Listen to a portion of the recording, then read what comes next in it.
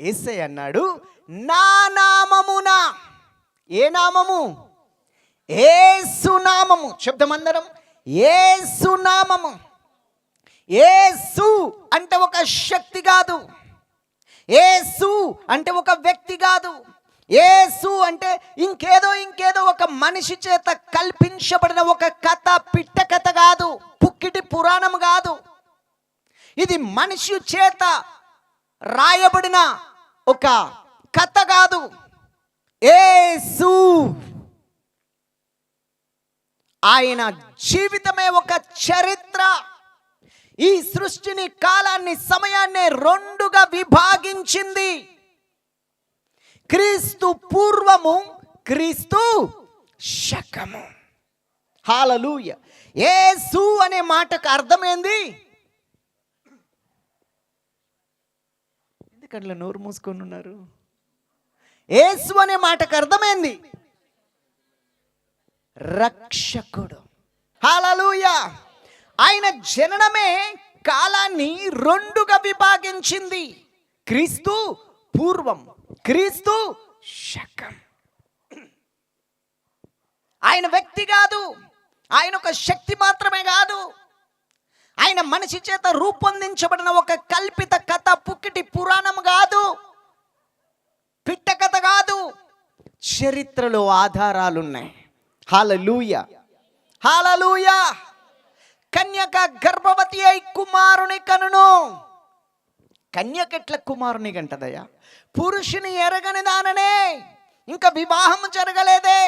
అప్పుడు పరలోకము నుండి దిగివచ్చిన దేవదూత చెప్తున్నారు, ఇదిగో పరిశుద్ధాత్మ నీ మీదికి వచ్చును.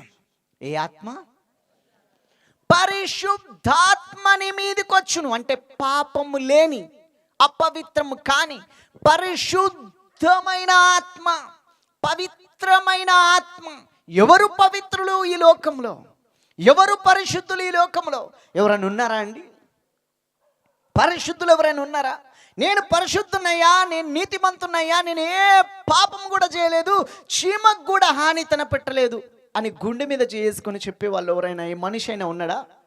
నా బైబిల్లో రాయబడి ఉంది, నీతిమంతుడు లేడు, ఒక్కడును లేడు, అందరూ ఏం చేసినారంట? అసలు పాపం అంటే ఏంది? ఎవరినో పొడిచి చంపితే నేను మాత్రమే పాపమా? వ్యభిచారం చేస్తే మాత్రమే పాపమా? ఒక నిల్లు దోస్తే పాపమా? అవి మాత్రమే కాదు, దేవుడు ఏం చెప్పిండో అది నువ్వు చేయకపోతే పాపం. దేవుడు ఏది చెయ్యొద్దు అన్నాడో అది చేస్తే పాపం.